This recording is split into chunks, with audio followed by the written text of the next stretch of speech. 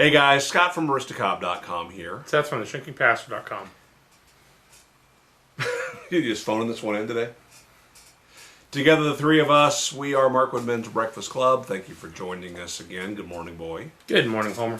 I'm assuming you're joining us again, so I don't mean to be so presumptuous. If you're here for the first time, welcome again for the first time.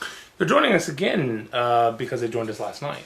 Oh, or a week ago. Whenever it was. Yeah, we took a stab at Periscope tonight, and I need to light my pipe, and we'll talk about that.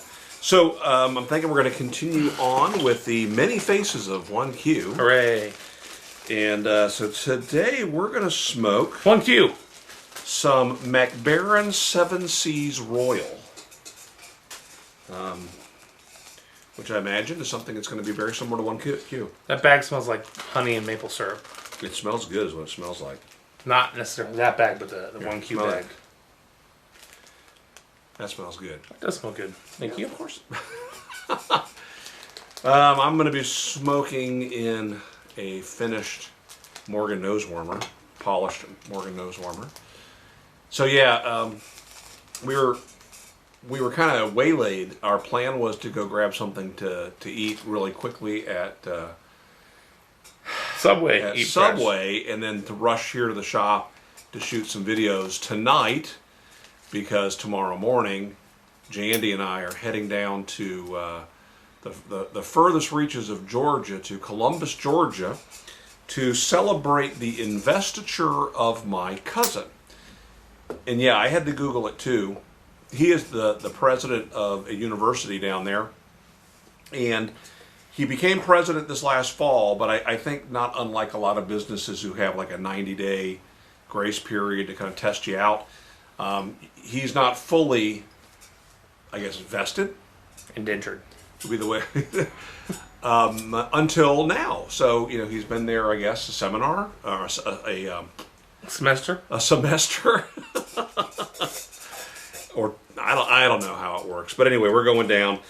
It's the first time I've had a cousin that's lived anywhere close to us. He's originally from Iowa, or Iowa, and either way, it was a fur way away, and so now he's closer. All right, just stop with this line of whatever's happening. Whatever's happening, just please stop. Thanks. So anyway, our plan was to come and shoot some videos tonight, and because they're going out of town, they need to rent a car. We choose to rent a car. Right. So as not to put all the miles on the cars that they have. And I rent a car enough for work that I end up having some free rental.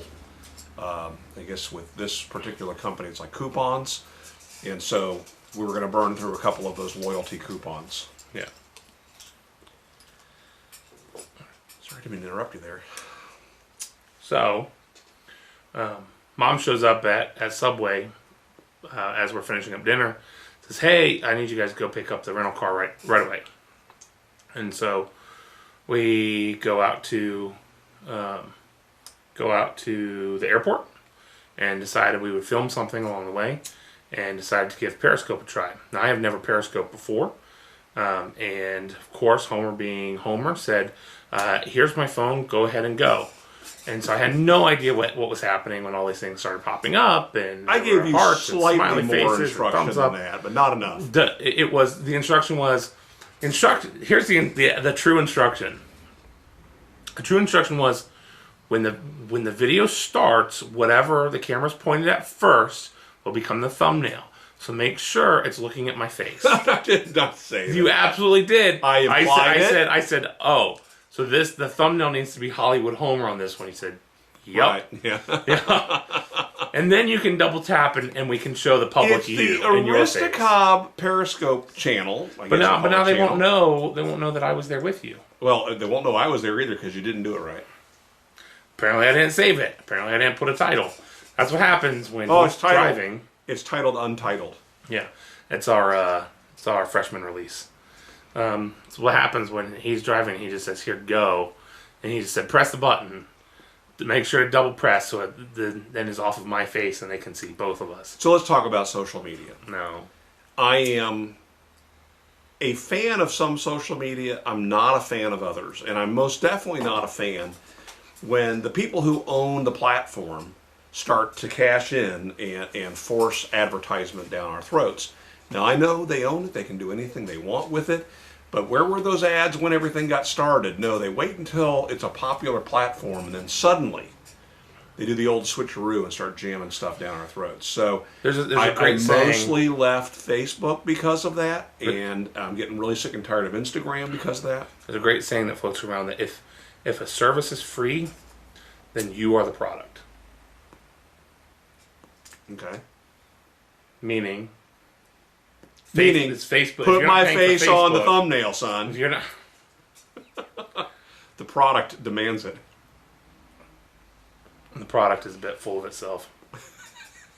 The product's going to be outsourced to China soon. So here's the deal. If I could use my iPad for Periscope, it would be okay. But when people are commenting, it's so small on my phone, and I do have bifocals. And of course, since getting bifocals, my up close vision has gone completely out the window, which I was told would happen. And so using my phone is incredibly frustrating. And I know that people who are commenting want their comments to be seen, read, acknowledged. I can't see them. And I tried using my iPad one time, and while I thought that it worked, it didn't work. The video wasn't saved afterwards, and it was still frustrating for me. So Periscope is one of those things that I've just avoided, and I don't know if I want to learn to master it. I know some things that can be done, some techniques to make it more better for people. I just haven't had the time to do it. Well, either way, thank you to the Vape and Piper for sticking it out with us. Yes, Caden, you know what I mean. Sticking it out. Because it was terrible. It's pretty terrible. But thank you. Okay, I have a Yabo. Let's move on from that. What? You sure that's not mine? Could be. We recently discussed the removal of my fingertip by my new pocket knife. This is a Gerber. What do they call this? EAB. Okay, it's not a EDC. No. Gerber calls No, it's it not an EDC. an EAB, which is exchange a blade, which is a utility knife that you can swap the blade on. But this one has the super sharp Dude, titanium blade that will really cut your finger because off. I put the titanium blade on it. Yeah. Anyway, the version I bought was the one I thought I would like, but they also have a new version. Okay, and the new version is supposed to be a little bit more lightweight, but it also appears to be larger. So I'm now going to cut my fingertip off with my original knife, and let's compare them, shall we? The one that I choose to not use will go to my boy. So you can't lose on this one. Unless I get the bloody knife. I guess I'll just exchange a blade. I'm really scared of this thing. Kind of defeats the purpose, doesn't it? Yeah. I'm too afraid to use it because you're afraid you're gonna slice yourself. All right, set the package aside. So let's compare these two. So there you can see side by side they appear to be roughly the same height. They appear to be the same thickness, but their width is different. Can you see how the new design is about 1/4 of an inch wider? It is skeletonized a bit, which the original one is not. Let's compare these two side by side. Try not to cut my fingers too badly. Yeah. They both have the same pocket clip on them, which originally the original one did not have this pocket clip. They ended up improving it because it was narrower and I guess tended to break. Other than that, they are really similar. The finger guard on the new one's a little bit longer. Yeah. A little bit more guardy. Hold them in your hand. Well, Do a handhold comparison. And then you should exchange the blade on the new one to see how that compares. And how terrifying it is. It looks the same. Looks the same. You know what?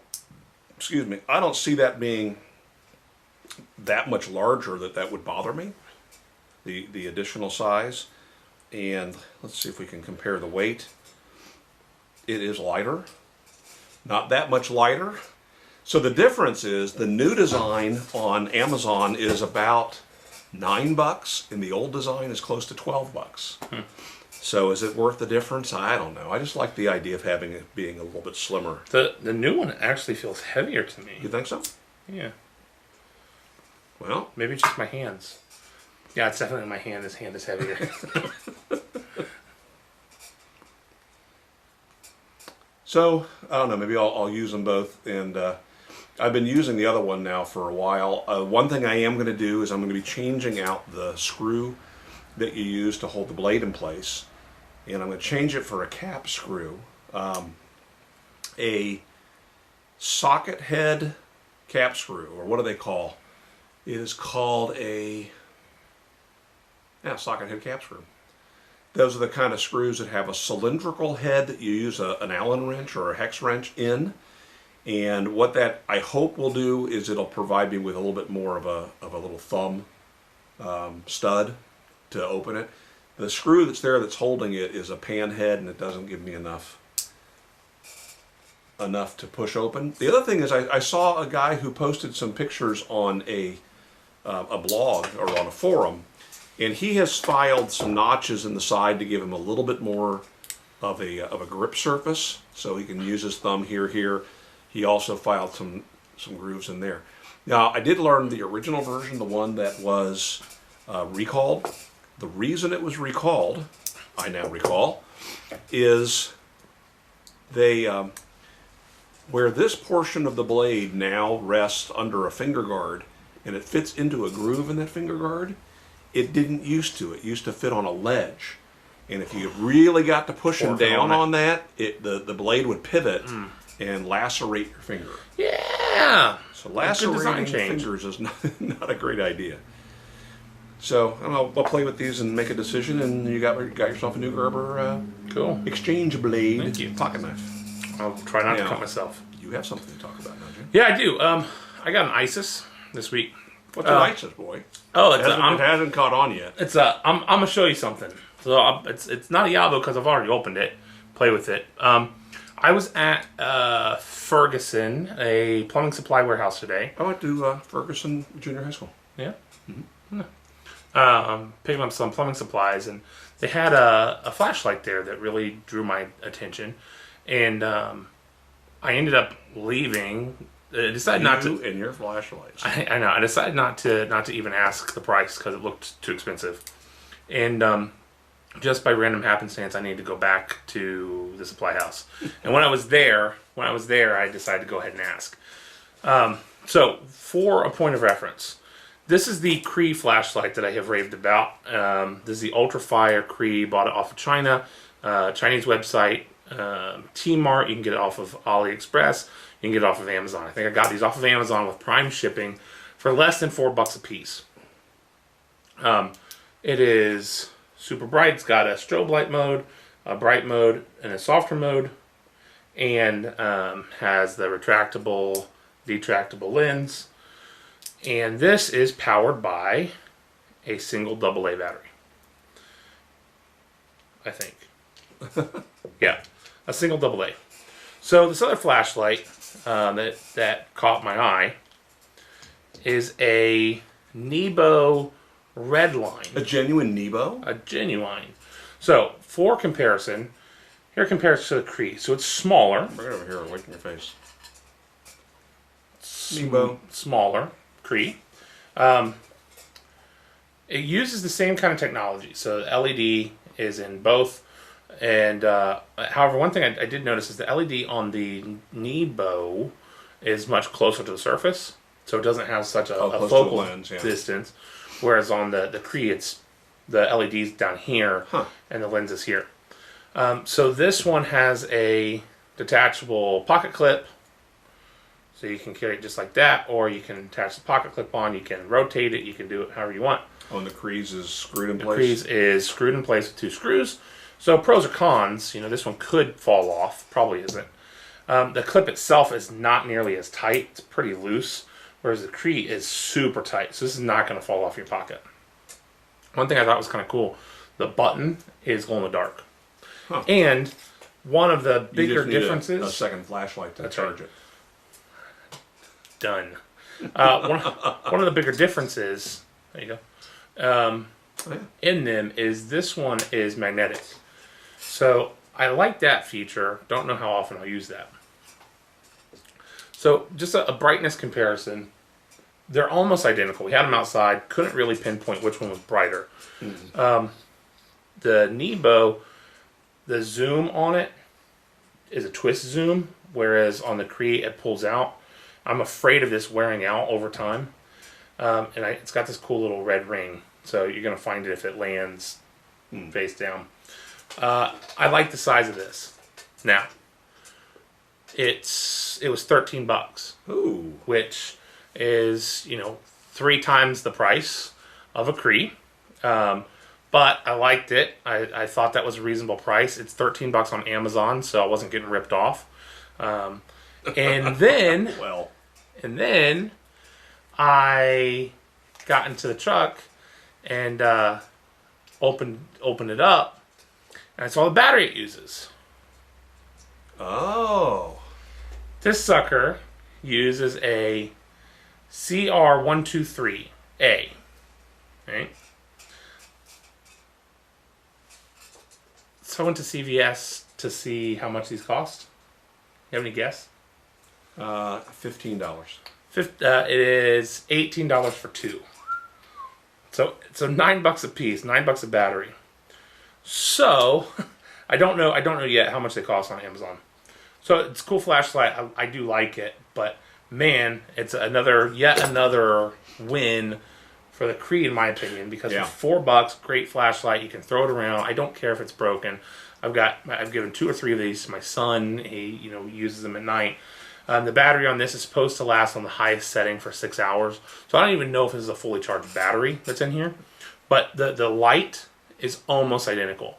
This is, I think, 320 lumens. And it's almost identical to the Cree.